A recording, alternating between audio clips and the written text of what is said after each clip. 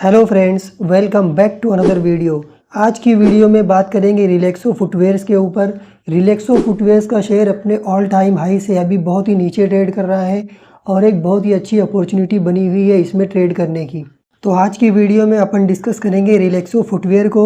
सबसे पहले देखेंगे कि रिलैक्सो फुटवेयर का शेयर प्राइस इतना नीचे गया क्यों, और दूसरा इतना नीचे जाने के बाद भी स्टॉक पीई 117 का बता रहा है, और तीसरा देखेंगे आरओसीई 11.8% का है। सारा कुछ डिस्कस करेंगे आज की वीडियो में, तो वीडियो में बने रहना मेरे साथ। और अगर चैनल पर नए हो तो सब्सक्राइब करके नोटिफिकेशन बेल को ऑन कर लेना, ताकि जब भी नई वीडियो आए तो उसका नोटिफिकेशन आपको सबसे पहले मिल सके। तो चलिए शुरू कर लेते हैं आज की वीडियो को। सबसे पहले चलते हैं रिलैक्सो फुटवेयर के चार्ट पर और देख लेते हैं कि अपने ऑल टाइम हाई से अभी कितना नीचे ट्रेड कर रहा है। ये आ गए हम tradingview.com पर और ओपन कर लिया है रिलैक्सो फुटवेयर के चार्ट को। ये 1 डे चार्ट मैंने ओपन किया है। अब सबसे पहले इसके ऑल टाइम हाई पर एक हॉरिजॉन्टल लाइन बना लेते हैं। ये हमने बना लिया इसका एक हॉरिजॉन्टल लाइन। अब इसको मेजर कर लेते हैं कि अभी ये कितना परसेंट डाउन है अपने करंट प्राइस से। तो ये अपने करंट प्राइस से अभी 36.64% डाउन है। एक अच्छा खासा करेक्शन हो चुका है इस शेयर में, और इसके पहले भी ये और नीचे भी जा चुका है शेयर। इससे पहले इसका शेयर प्राइस 47% तक नीचे गया था। तो क्या रीज़न थे इसके शेयर प्राइस नीचे जाने के, सबसे पहले इसी को डिस्कस कर लेते हैं। तो देखो, शेयर प्राइस नीचे जाने के 3 रीज़न होते हैं। नंबर 1, या तो इनको बिजनेस नहीं मिला, इनकी सेल्स नहीं हुई, ये एक रीज़न होता है। दूसरा रीज़न होता है इनकी सेल्स तो हुई, बिजनेस तो हुआ, लेकिन इनको प्रॉफिट नहीं हुआ। और तीसरा होता है कि इनको बिजनेस मिला और नेट प्रॉफिट भी आया, लेकिन मार्केट सेंटीमेंट ख़राब हो गया। कोई एक ऐसी न्यूज़ आई, मार्केट सेंटीमेंट ख़राब हुआ और लोगों ने इसमें सेल करना शुरू कर दिया। तो ये 3 रीज़न होते हैं शेयर प्राइस के गिरने में। अब रिलैक्सो फुटवेयर के केस में क्या हुआ, वो अपन चलते हैं स्क्रीनर पर और देख लेते हैं कि क्या रीज़न थे इनके शेयर प्राइस गिरने के। ये आगे हम स्क्रीनर पर। तो मैंने क्या कहा कि 3 रीज़न होते हैं शेयर प्राइस गिरने के, या तो सेल्स नहीं हुई, या तो नेट प्रॉफिट नहीं हुआ, या तो मार्केट सेंटीमेंट खराब हुआ। तो सबसे पहला बिजनेस मिला कि नहीं मिला वो पहला देख लेते हैं। तो पिछले 5 साल की सेल्स अपन देखेंगे। 2019 में इनकी सेल्स थी 2292, 2020 में बढ़कर हो गई 2410, फिर उसके बाद 2021 में थोड़ी सी घट गई 2359, 50 करोड़ घट गई थोड़ी सी, क्योंकि कोविड का टाइम था, ये दूसरी लहर यहाँ पर आई थी कोविड की, इसकी वजह से भी थोड़ा सा बिजनेस इनका कम हुआ 50 करोड़ से। उसके बाद 2022 में वापस से कम बैक कर लिया, वापस से बढ़ गया 2653, उसके बाद 2023 में 2783, और अभी ट्रेलिंग 12 मंथ का भी बढ़कर आया है इनका 2900।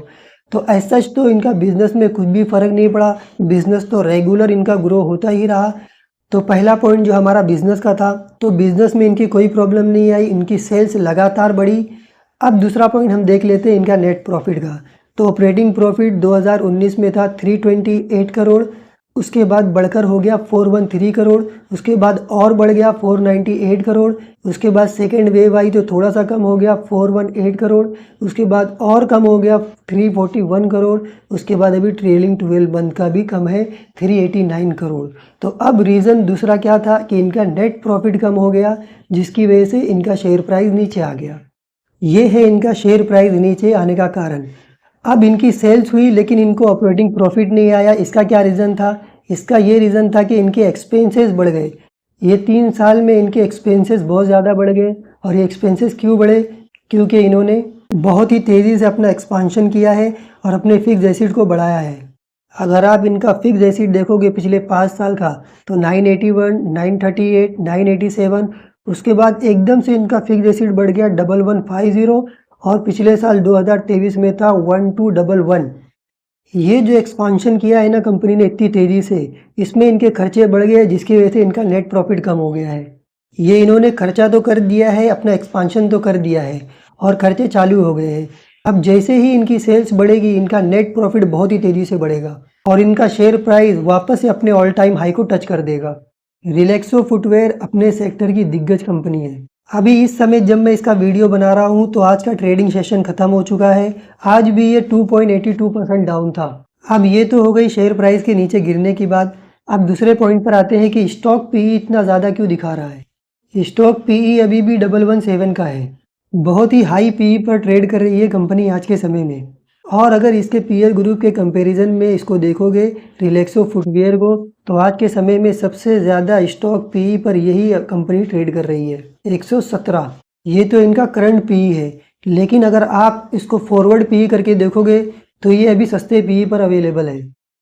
चलिए चलते हैं, कुछ कैलकुलेशन करके देख लेते हैं कि आने वाले समय में फॉरवर्ड पीई क्या रहने वाला है कंपनी का। ये आ गए हम कंपनी के P&L में।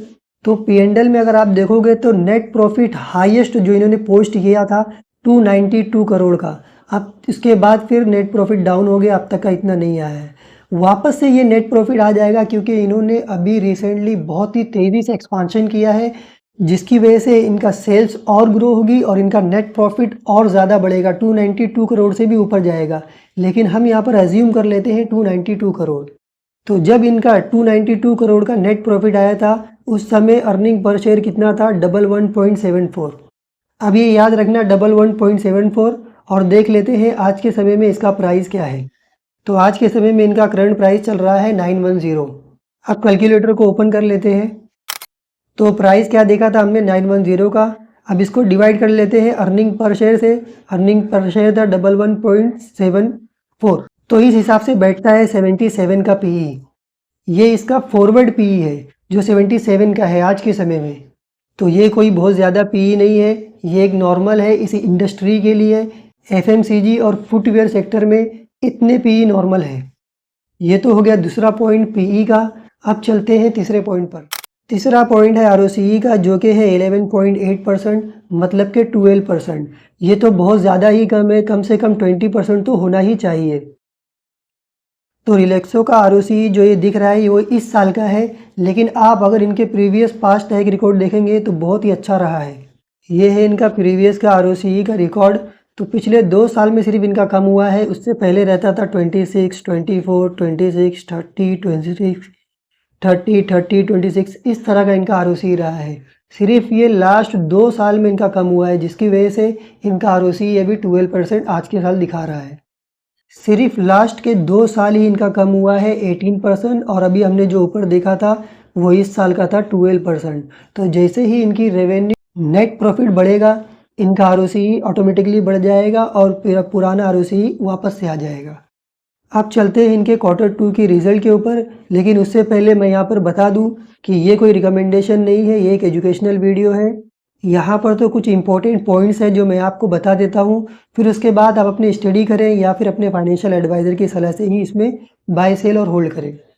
Q2 का रिज़ल्ट अगर देखेंगे तो 2023 सितंबर 715 करोड़ आया है इस बार इनका, जबकि लास्ट ईयर सेम क्वार्टर में कम आया था 670 करोड़। इसी तरह ऑपरेटिंग प्रॉफिट 59 करोड़ था, जो इस साल बढ़ गया है 92 करोड़ से। ऑपरेटिंग प्रॉफिट मार्जिन भी बढ़ गया है, 9% था और इस बार आया 13%। अब नीचे चलकर नेट प्रॉफिट भी देख लेते हैं। तो नेट प्रॉफिट भी इनका पिछले साल सेम क्वार्टर से डबल हो गया है 44 करोड़ से, जबकि लास्ट ईयर सेम क्वार्टर में आया था सिर्फ 22 करोड़। तो बहुत ही अच्छा Q2 का रिजल्ट भी पोस्ट किया है कंपनी ने। अब चलते हैं tradingview.com पर और देख लेते हैं अभी आज के करंट प्राइस से कितना अपसाइड पोटेंशियल है इसका। तो चलते हैं tradingview.com पर। हम वापस से आ गए हैं tradingview.com पर। अब इसको करंट प्राइस से अगर मेजर करने लगे कि इसका अपसाइड पोटेंशियल कितना है, तो अभी ये अपने करंट प्राइस से 58% अपसाइड पोटेंशियल रखता है, जो कि बहुत ही अच्छा मौका है अपने पैसे पर 58% पैसा कमाने का। खास करके एक ऐसी कंपनी में जो अपने सेक्टर की दिग्गज है और मिड कैप सेक्टर से आती है। बहुत ही अच्छी अपॉर्चुनिटी बनी हुई थी इसमें, इसलिए मैंने डिस्कस किया इसको आज की वीडियो में। तो आज की वीडियो में बस इतना ही। मिलते हैं अगली वीडियो में एक और नई अपॉर्चुनिटी के साथ। सब्सक्राइब कर लेना अगर सब्सक्राइब नहीं किया है तो, क्योंकि इस तरह की वीडियो मैं इस चैनल पर रेगुलरली लाता रहता हूँ।